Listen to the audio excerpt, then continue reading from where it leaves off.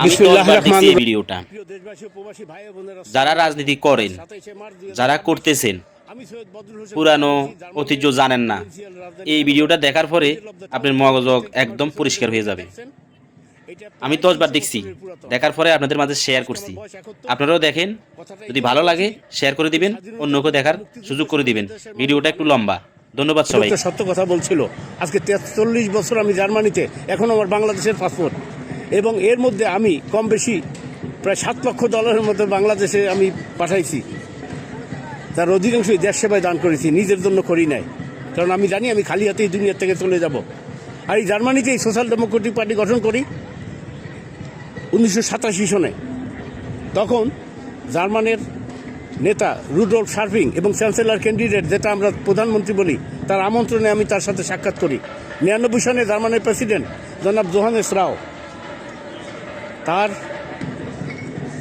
নাম অনুসারে, তার অনুমতি নিয়ে আমি বরিশাল মূলদিতে কলেজ প্রতিষ্ঠা করি, সহিবুর জোহানেস রাও কলেজ। মুক্তিযুদ্ধের ব্যাপারে বলবো, শেখ মুজিবুর রহমান বা তার পরিবারের কোনো অবদান নাই, বরং জাতির সাথে বেইমানি করেছেন। যে কথাটা আসম আব্দুর রব, যিনি 2রা মার্চ স্বাধীন বাংলাদেশের পতাকা উড়িয়েছিলেন ঢাকা ভার্সিটিতে, তিনি, তার মুখের সেই বক্তব্যটা আমার কাছে আছে। 1971 সালের 26শে মার্চ মেজর জিয়াউর রহমান কালুঘাট বেতার কেন্দ্র থেকে তিনি স্বাধীন ঘোষণা করেন। তবে তিনি কে স্বাধীন ঘোষণা করার? কারণ তিনি পাকিস্তানের একজন মেজর ছিলেন, আর্মি থেকে রিভোল্ট করে উনি স্বাধীন ঘোষণা করতে পারেন না। পরবর্তী দিন, অর্থাৎ আজকে এই 27শে মার্চ, উনি ঘোষণা করেন on behalf of Sheikh Mujibur Rahman, মানে শেখ মুজিবের নেতৃত্বে আমরা যুদ্ধ শুরু করলাম। কারণ নেতৃত্ব ছাড়া উনি নেতৃত্ব দিতে পারেন না, এই জন্যই শেখ মুজিবের নাম উল্লেখ করা হয়েছে। 4 এপ্রিল 1971 সনে 9ম সেক্টর কমান্ডার মেজর জলিল, তিনি এবং আওয়ামী লীগ নেতা নুর ইসলাম মঞ্জু এবং বরিশালের ডিসি, এরা সম্মিলিতভাবে বরিশালের সকল অস্ত্র লুণ্ঠন করে মেজর জলিলকে দায়িত্ব দেওয়া হয়, এবং তিনি তার আর্মির মধ্যে সেটা বন্টন করেন, মুক্তিযুদ্ধ শুরু করেন। তার মধ্যে উল্লেখযোগ্য বোরার সিদ্দিকুর রহমান, তিনি বেশ যুদ্ধ করেছেন।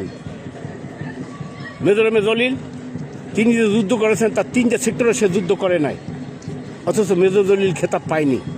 তার কারণ, যখন ভারতের সৈন্য স্বাধীনতার পরে এদেশ থেকে লুণ্ঠন করে হাজার হাজার ট্রাক ভরে 95,000 পাকিস্তানি সৈন্যের অস্ত্র, গোলাবারুদ, লুণ্ঠদ্রব্য সব তারা ভারতে নিয়ে যায়, এবং বাংলাদেশে যা কিছু পাইছে তা তারা ভারতে নিয়ে যায়, তখন মেজর জলিল বাধা দিয়েছিলেন, এবং তখন তাকে অ্যারেস্ট করা হয়। যে লোকটা যুদ্ধ করলো 3-4টা সেক্টরের সমান, সে প্রথম রাজবন্দী হইল ভারতের সৈন্যের হাতে। এদেশে ভারতের সৈন্যরা কোনো যুদ্ধ করেনি, বরং শেষ দিকে মুক্তিযোদ্ধাদের পিছনে ছিল।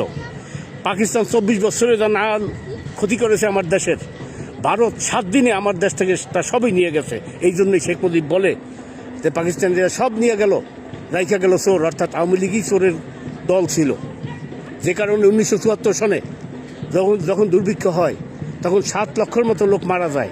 আর সেই সময় এই শেখ মুজিবুর রহমান পাকিস্তানের প্রধানমন্ত্রী জুলফিকার আলী ভুট্টোকে বাংলাদেশে আমন্ত্রণ করেন, লালগাজী ইসা দিয়ে সম্বর্ধনা করেন। তখন আমি অনার্সের ফার্স্ট ইয়ারের ছাত্র, আমরা আন্দোলন করেছিলাম কেন ভুট্টোকে আমন্ত্রণ করা হলো।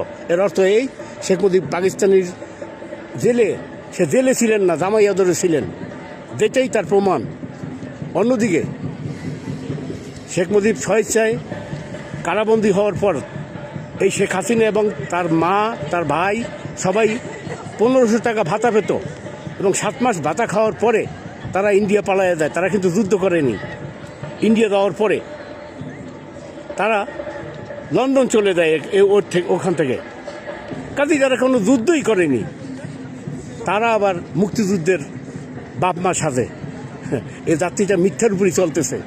শেখ মুজিবকে চিনা যায়, আগের শেখ মুজিব আর ক্ষমতার শেখ মুজিব এক নয়। 1972 সনে শেখ মুজিব ক্ষমতা গ্রহণ করার পরে সে আওয়ামী লীগের নেতা এবং তার আত্মীয় স্বজন নিয়ে সে সরকার গঠন করে।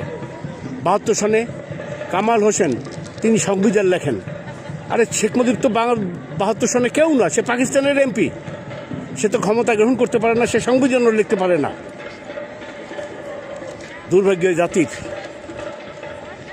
73 সনে শেখ মুজিবুর রহমান ভারতের সাথে চুক্তি করে 25 বছরের 12টি চুক্তি, যেটা আজকে ভারতে বলতেছে যে আমরা চুক্তি করছি, সেই অনুযায়ী যে কোনো সময় বাংলাদেশের সেনাবাহিনী আসতে পারে। আরে ভারতীয় মিডিয়া তোরা জেনে রাখ, সেটা 24 বছরের জন্য শেখ মুজিব করেছিল, আমরা সেই চুক্তি মানি নাই। আর সেই চুক্তির তো মেয়াদ চলেই গেছে, এখন তো উল্লেখ করার কোনো প্রশ্নই ওঠে না। ভারতের প্রধানমন্ত্রী, সেনাপ্রধান তারা বলে বাংলাদেশ, নেপাল, ভুটান এরা তারা নিয়ে যাবে, আর পাকিস্তান তারা দেখে নেবে। এত সোজা? যদি বাংলাদেশের ব্যাপারে ভারত একটু নাক গলায়, সাথে সাথে 6 ঘন্টার মধ্যে পাকিস্তান ভারত আক্রমণ করে কাশ্মীর নিয়ে যাবে, এবং ভারতের বহু জায়গায় স্বাধীনতা ঘোষণা হবে, এবং চীন অরুণাচল প্রদেশ নিয়ে যাবে, এবং ভারত খণ্ড বিখণ্ড হয়ে যাবে, এর মধ্যে কোনো সন্দেহ নাই।